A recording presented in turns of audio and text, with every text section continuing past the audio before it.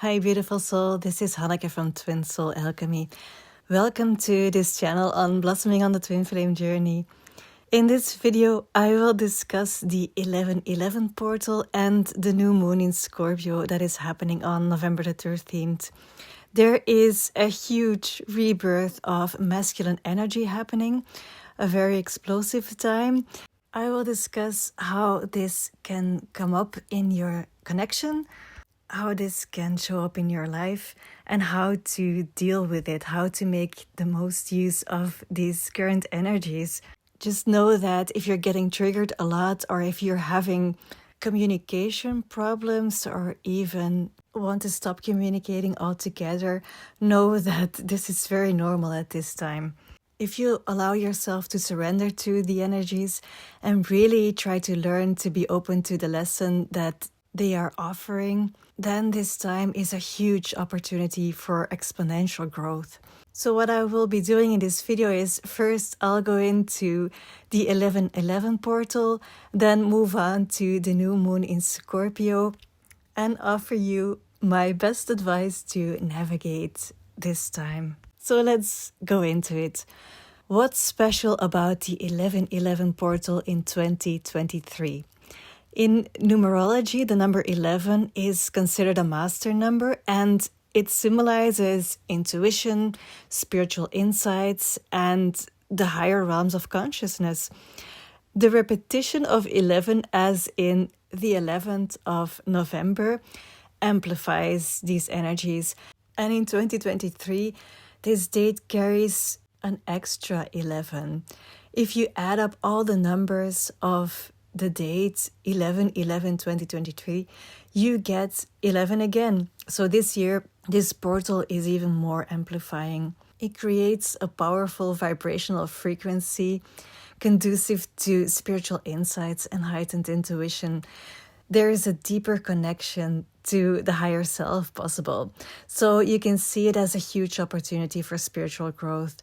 And whatever you're doing right now, whatever is happening now, the way that these energies are impacting your life and your connection is a huge potential for growth.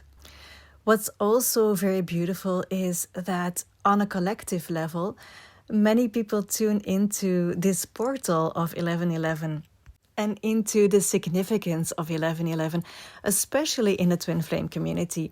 And this way, we all create a unified field of energy that is focused on spiritual growth, on manifestation, and on higher awareness. And this collective focus can amplify personal and spiritual experiences even more. On the Twin Flame journey, 1111 is seen as a synchronicity or a sign from the universe that indicates alignment and connection, and it symbolizes the mirroring and balancing of energies between the twin souls. And so it's a reminder of the deep spiritual connection between the two and the journey towards their union and harmony. What's important here is to not obsess over these signs and synchronicities. Don't let your mind take over the signs that you're getting. It doesn't mean that you're getting what you want, that you're getting what your ego wants. It just means that you're in alignment, that what is happening now is truly for your greatest good. Yesterday, I was in some sort of emotional turmoil related to my connection. There was a huge shift happening in my connection. It was related to this rebirth of divine masculine that I will go into a little bit later in this video. But anyway, I was driving home from a walk that I had with one of my friends. And in a 5-minute drive, I saw the license plates with the numbers 11, 44, and 17. And these are the 3 numbers that have been very important to me on my Twin Flame journey the previous years. They have been guiding me all the way. And so I was amazed by this coincidence. Yet, of course, this doesn't mean that suddenly everything I've ever wanted from my connection or my life is happening.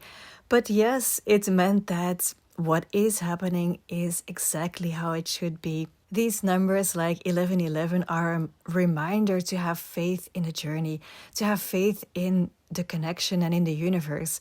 They are a reminder that you're not doing this alone, you're being guided. And they are a reminder of the magic of life, the magic in the universe.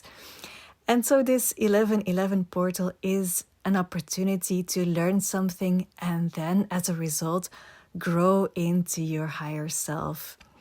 The twin flame journey is about learning to understand and listen to the voice of your soul, to learn how to live your life guided by your soul and to release all patterns that are keeping you from this soul-led life. And that's how we get into this new moon in Scorpio. How does this new moon assist us on our journey?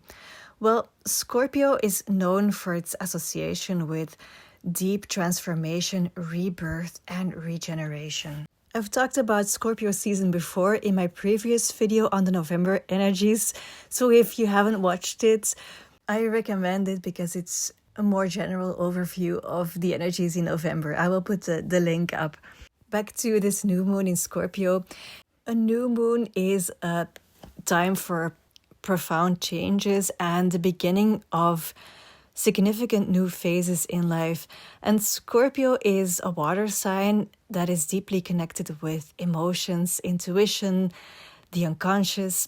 It can bring intense emotional experiences and encourages you to delve deeper into these feelings and in the hidden aspects of your psyche. And Scorpio is linked with secrets and mysteries and the unseen.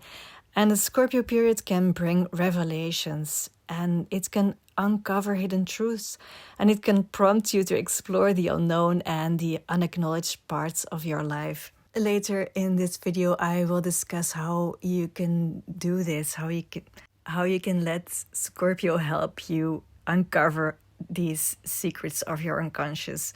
As I've discussed before in my previous video, the Scorpio energy involves themes of power, control, and dominance.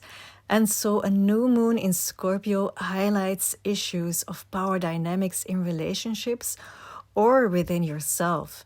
And it prompts you to reassess where you're giving away your power and where you can reclaim it. So in short, Scorpio season is about transformation, about purging, and about going deep into emotions.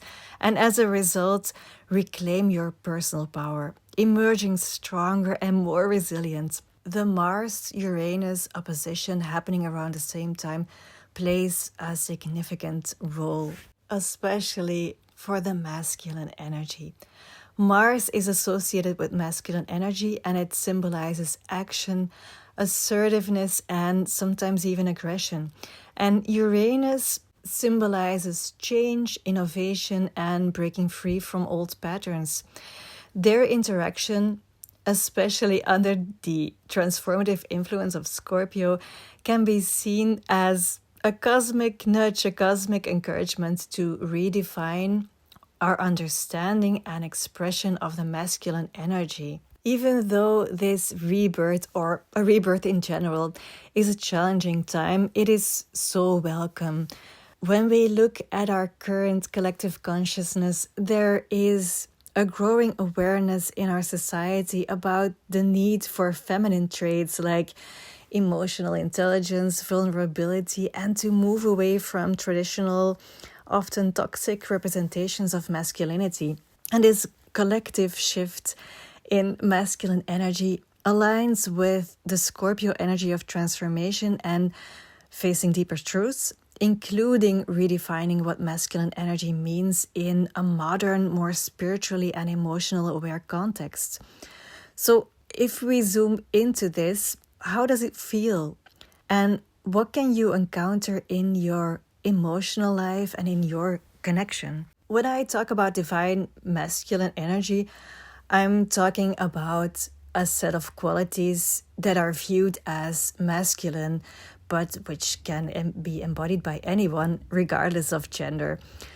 So this rebirth of the divine masculine is happening within everyone, within you, as well as within your connection. These masculine traits include assertiveness, the ability to take action, logical thinking, and a sense of control. And a rebirth of these traits can be understood as a reawakening of these qualities in a way that is aligned with your highest self and a way that is aligned with your highest timeline of your connection. It's about using these traits in a more balanced, healthy, and constructive way, and integrating them with feminine qualities such as emotional intelligence, intuition, nurturing, and the capacity for surrender and acceptance. It's about finding a middle ground where you can be assertive without being aggressive, where you can be logical without being dismissive of emotions, where you can be action oriented while still being receptive and empathetic. When you look at your life right now and your connection, can you see how this is happening? How you are rebirthing this masculine energy and how you're rebalancing? I'd love to hear. So if you'd like to share, please put it in the comments. The masculine energy is maturing into a divine masculine energy, just like the feminine energy has already matured into a more divine feminine energy.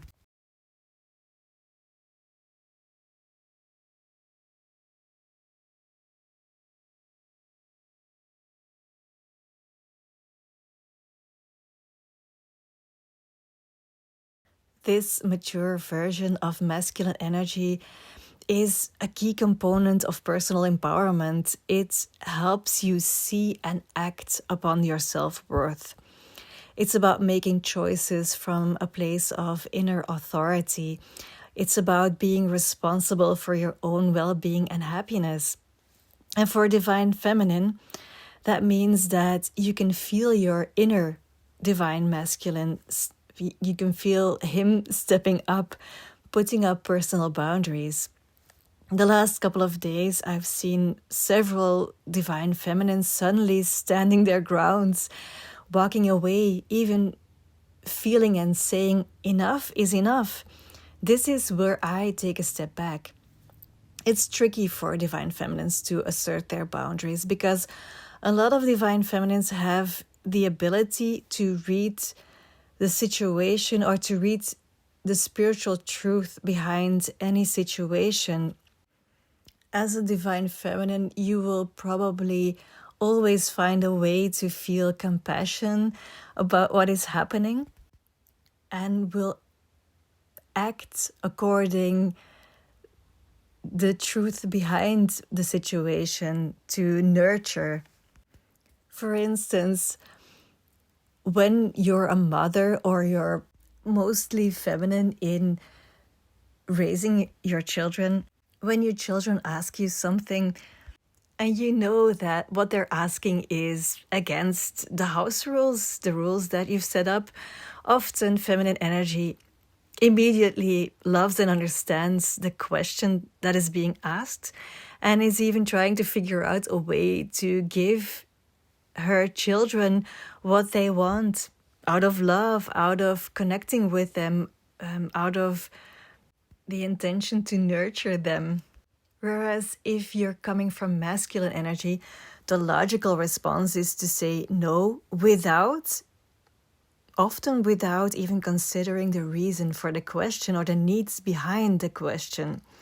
So a balanced response in this situation would be to feel empathy and understand where the child is coming from and to say no truly because you feel that this is nurturing your child to say no, that this is what's good for your child in this moment, even though that it is against the connection that you're having with your child in the moment. The same thing can happen within a relationship. If their behavior is putting you in a situation where you're going to ignore your own feelings in order to accommodate them out of love, because we do this out of love and out of our longing to be connected with them. But if they do this, we have to be strong and use our own masculine energy to take a step back in a compassionate way. So in short term, this might mean that there is no connection for the moment, and that is scary for feminine energy. But in the long term, it will help build an authentic connection where you can be yourself and where you can respect your emotions, where you can respect what you're feeling, and where they learn how to take responsibility for themselves in their own lives. And you take responsibility for you, and that way you teach them how to take responsibility for themselves. Let me clarify this a little bit. If you don't do this in a twin flame connection, what often happens is Divine Feminine says yes to every invitation to be together, and Divine Masculine gets the idea that he can come and go whenever he wants to.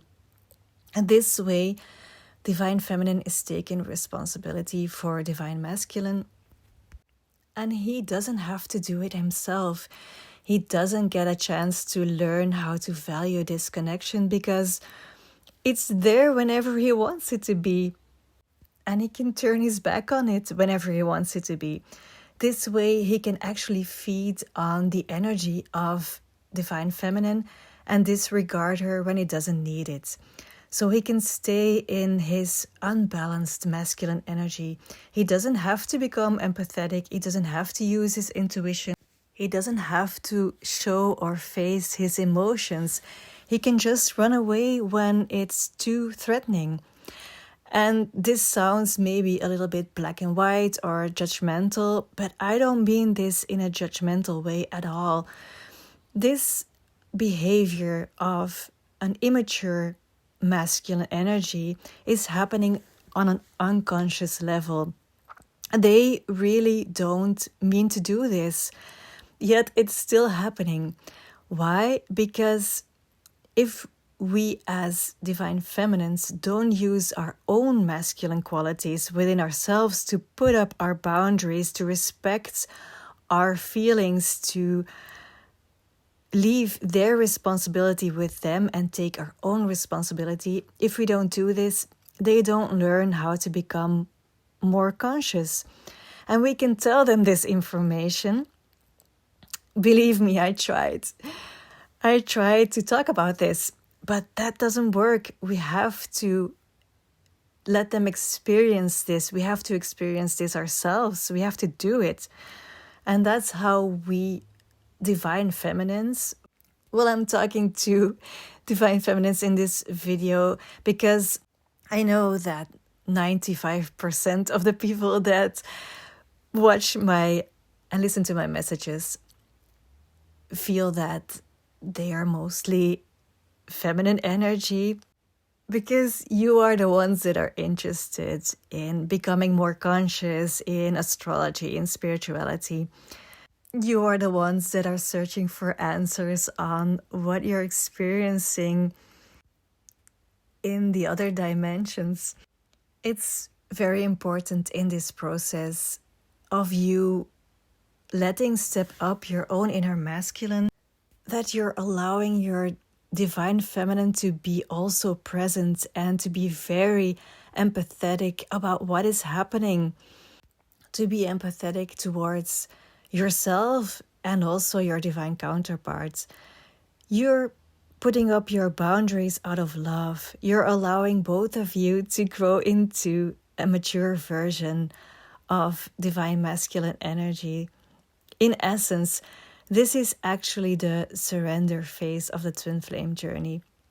It's about Divine Feminine taking back her energy so that Divine Masculine is confronted with himself. This takes a lot of guts to do, and you have to be really ready in order to step up for this. And the new moon in Scorpio and even the whole Scorpio season is helping you entangle your emotions, your own patterns that are keeping you or preventing you from doing this. Because there are reasons why we haven't done this before, or maybe we've done this, but we're getting a chance to do this with even more strength. This period feels like the culmination of the energies of the last previous months. There was a building up towards this point, and now is the time to stand strong with empathy. And it will take a while. It will take a while to practice this. It's so important that you trust your intuition, that you trust your inner compass in order for this, to put this in action. Don't go searching for confirmation about your connection with your person. Keep going within, keep connecting with yourself, and you will find the confirmation there that will give you the courage to trust and to stand strong in this period. It's possible that before you get there, you are experiencing deep or re-experiencing deep emotional trauma. And this is happening to show you where you're undermining yourself. There is a collective energy going on that is exposing betrayal. So if you feel betrayed in some way, perhaps by your divine counterpart, perhaps even by life, then ask yourself, where and why and how are you betraying yourself? Where are you undermining yourself? I know that it can hurt so much if this betrayal is playing out in the 3D reality. But the way to deal with this is, of course, give yourself time to let all of these emotions run through you, run its course. I will go into how you can do that in a moment, but you have to let them run their course and then step into your power, reclaim your power. Reclaiming your power even sounds masculine, but if you look at it from a feminine perspective, now is the opportunity to gently and kindly guide the masculine within you to take responsibility for your own feelings and your own life. And that way, with these balanced energies, you will see that you are becoming your higher self. And this version of you, this higher self, is becoming, I would say, more dominant or more available in your life, in your consciousness, so that whenever you're in a situation, you have the ability to observe from this higher consciousness, from your higher self, rather than completely identify with your old patterns, with the patterns of survival of the smaller ego that are preventing you to live this abundant life. Because the smaller ego limits your opportunities. It's holding you back. To me, the greatest tool to liberate yourself from these limitations is actually our mind. And our mind can often cloud our perception, our awareness, and it can keep us stuck in stories and linear thinking and narratives, and in seeing only the 3D reality. However, we can also use it to step out of this 3D limiting reality and thinking, step into the 5th dimension of abundance and expansion. So the way that we use our mind is crucial. If we use our mind to make sense of everything, to create a story that makes us feel safe in the world, then it's keeping us captured. But if we use our mind to surrender and let go, then this is our most powerful ally. It's important to acknowledge and understand that we carry around with us a huge reservoir of accumulated negative feelings, attitudes, and beliefs. That's what I meant by the small ego. If we don't find a good way to relieve this pressure of this reservoir of feelings, then this pressure accumulates and it makes us miserable. And it's also this pressure of emotions that causes all sorts of negative thoughts.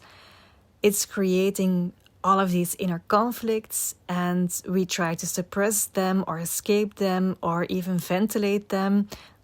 We deny or project our own feelings and thoughts on other people. And these are great ways to relieve our pressure temporarily. However, it doesn't help us release it completely and grow. And it won't work in a twin flame connection because it's a spiritual connection and you resonate to each other's higher self. So don't use the connection to ventilate your emotions. I've done that and I truly don't recommend doing this because it'll drive them away to teach you that this isn't coming from your higher self. The coping mechanisms from the ego are the allergy of twin flames. Just to think of the way that you get triggered when your divine counterpart denies or avoids their feelings. The only way to effectively deal with emotions is if we consciously feel them and then let them go. If we don't do that, they will unconsciously direct our lives, and that's not what we want because they keep undermining our power and our sovereignty. And if we carry them around in our energy fields, we routinely affect others. Not only our twin flame connection, but other people by our emotional state and thoughts. But we can use our mind to become aware of what we are feeling. We can use our mind to let it come up, stay with it, and let it run its course without wanting to make it different or do anything about it. We can focus on letting the feeling be there and letting the energy behind this feeling go. It's letting go of wanting to resist what you're feeling. And if you're letting go of this resistance, then the feeling will run its course and you will feel lighter. And perhaps, or most likely, another feeling will come up. In a process like this, thoughts will also come up. But these thoughts are not important. It's the feelings beneath and the energy beneath it that is important. It's a way to untangle emotions. We can't untangle our thoughts because then we are just using our mind to make sense of the world. Then we're building a narrative. It's about the underlying emotions and underlying energy. And if you're releasing that, then the incessant stream of thoughts that are keeping you down will also stop. The pressure is off and you don't need these thoughts anymore. If you practice this, if you use this technique constantly, every day of your life, you will learn to recognize the state of surrender. A surrendered state means that you have no strong emotion about anything. It's okay if something happens. It's okay if it doesn't. And that's the state where you will want to go to or where you will want to be in your twin flame connection. But it's not about being in this state in a twin flame connection only. It's a way of living. By continuously letting go, it's possible to stay in a state of freedom, and you will learn the real you.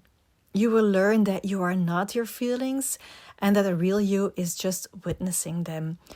Your thoughts and emotions are just the way that you as a spiritual being, as the observer, is experiencing the 3D reality. We are here to experience this, so it's not necessary to deny or repress or push them away. But the 3D reality is only something that we are experiencing. It doesn't define who we are. And the more you surrender, the more you become this witness, the more that you become your higher self. You realize that you are not the victim of your emotions. And this opens up a whole new world of possibilities.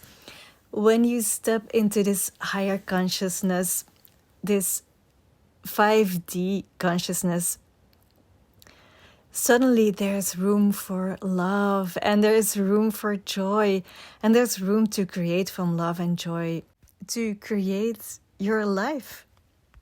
There's room for magic. When was the last time that you felt the magic of life, the mystery?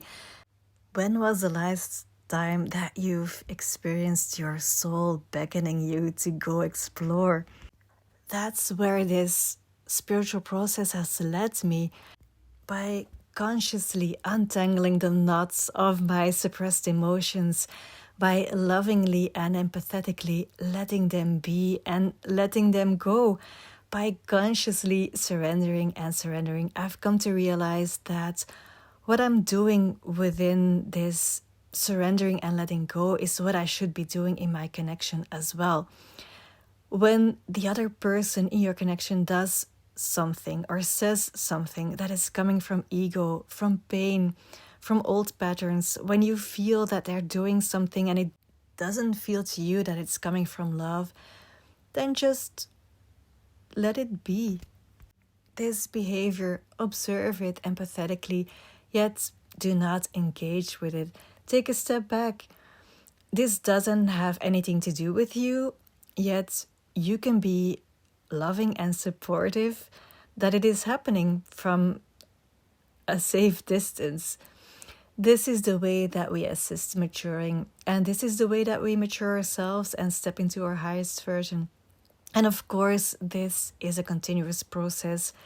And at this moment in time, we are offered a great, I would say a little nudge, but it's a great nudge to step into this sovereignty. It's 11:11 as I'm wrapping up this recording. How's that for a beautiful ending? I'm wishing you a magical 11:11 portal and a magical new moon in Scorpio. I would love it if you commented on what you're experiencing. And also, if you liked this video, please like and subscribe, because it really helps to spread the messages. I'm sending you so much love and light. Bye.